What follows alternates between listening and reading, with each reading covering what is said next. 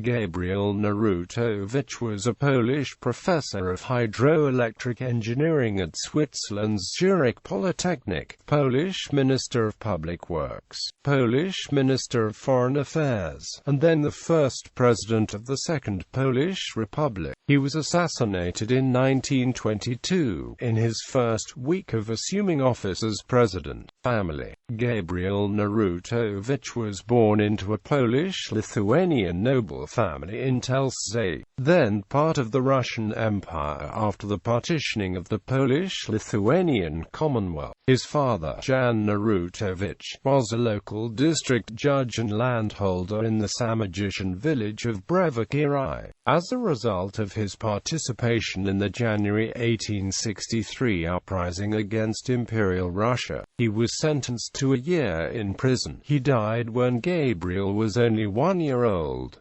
Gabriel's mother, Wiktoria Szytepkowska, was Jan's third wife. Following her husband's death, she raised the sons herself, an educated woman, intrigued by the philosophy of the Age of Enlightenment. She had a great influence on the development of Gabriel and his siblings' worldview. In 1873 she moved to Liepāja, Latvia, so that her children would not be forced to attend a Russian school. An illustration of the dual nature of the family's identity is Gabriel Narutowicz's brother, Stanislaw Narutowicz, who, after Lithuania regained independence in 1918, became a Lithuanian, not Polish, citizen. Earlier, towards the end of World War I, Stanislaw had become a member of the Council of Lithuania, the provisional Lithuanian parliament. He was a signatory to the Lithuanian Act of Independence of 16 February 1918, 1865 to 1920.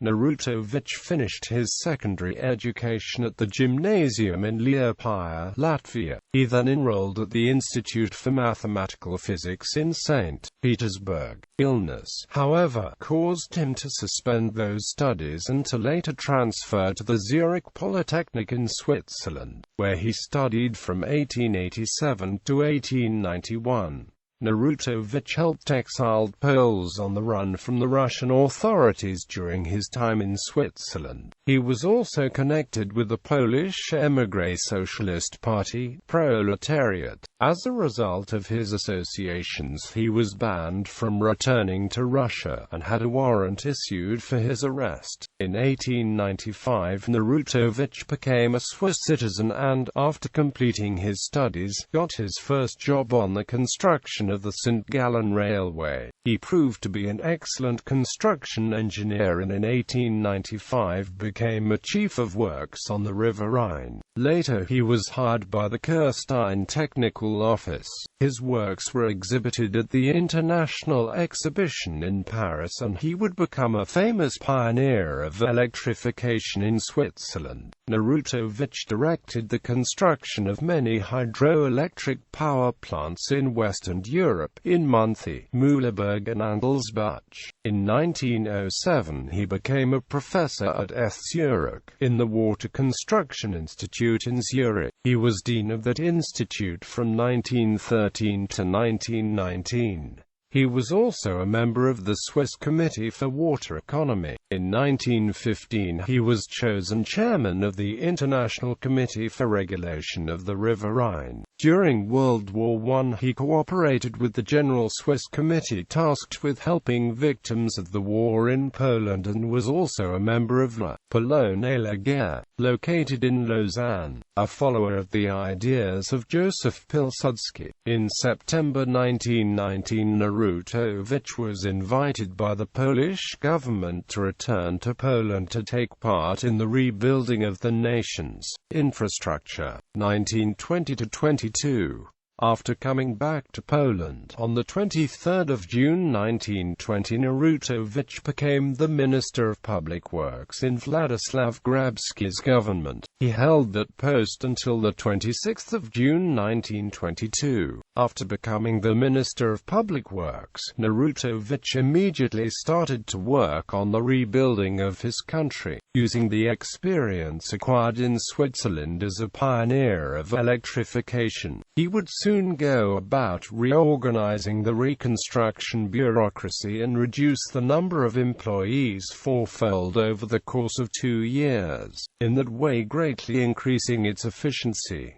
Narutowicz traveled around the country often to personally supervise and direct public works. By 1921, almost 270,000 buildings and 300 bridges had been rebuilt, most of the roads mended, and about 200 kilometers of highways added. He also designed dams and supervised the building of a hydroelectric power plant in Porabka on the river Sola in the Beskid Mountains, and worked on irrigation control of the Vistula River. Politically, he had a reputation as a moderate, a reasonable and broad-minded man. He was a member of the government in every subsequent cabinet. In April 1922, Narutowicz was delegated to participate in the Genoa Conference, and was given credit for the success of the Polish delegation. Many Western diplomats had greater trust in the highly respected Narutowicz than in the other government ministers of the newly re-established country. On the 28th of June 1922, he became the Minister of Foreign Affairs in Narutowicz government. He also held that post in the later government of Julian Ignacy Nowak. In October 1922, he represented Poland at a conference in Tallinn. In the election of 1922, he supported the centre-right National Public Union, connected with Józef Pilsudski. He himself was a candidate of the Public Union on Eastern Borderland but did not gain a seat in Parliament. Elections. After having lost the elections, Gabriel Narutowicz continued on as Minister of Foreign Affairs in the government of Julian Nowak. To his own great surprise, that December he was nominated as a candidate for the ensuing presidential election, although discouraged by none other than Józef Pilsudski, and after first wanting to decline the nomination of the Polish People's Party, Wolini, he eventually relented and accepted. According to the March Constitution of Poland, the president was chosen by the National Assembly, that is, the two houses of parliament. There was no clear winner after the first round of voting. In the next round, the socialist candidate, Ignacy Daszyński, was eliminated, but again without a clear victor. The next to drop out were the candidates of the united groupings of the national minorities, Jan Borda and Courtney and Stanislaw Wojciechowski. In the last and decisive round, two candidates remained, Count Maurycy Zamoyski and Gabriel Narutowicz. Narutowicz prevailed thanks to votes of the left, the substantial national minority vote and the centrist Polish People's Party (PISD), which unexpectedly in the last round of voting supported Narutowicz and not the more right-wing Zamoyski. Eventually, Narutowicz's vote totaled 289 to Count Zamoyski's 227. And so Narutowicz was elected the first president of the Second Polish Republic. Narutowicz's victory in the elections came as a surprise to the right wing. Following the election, certain Catholic and nationalist groups began an aggressive campaign against him. Among other accusations, they called him an atheist and a Freemason, and some of the press referred to him as the Jewish president. The anti-Pilsudski faction, supported by General Joseph Haller, also criticized his relations with the man and for his support of Pilsudski's policies. Presidency. Gabriel Narutowicz served as president of the Poland for only 5 days.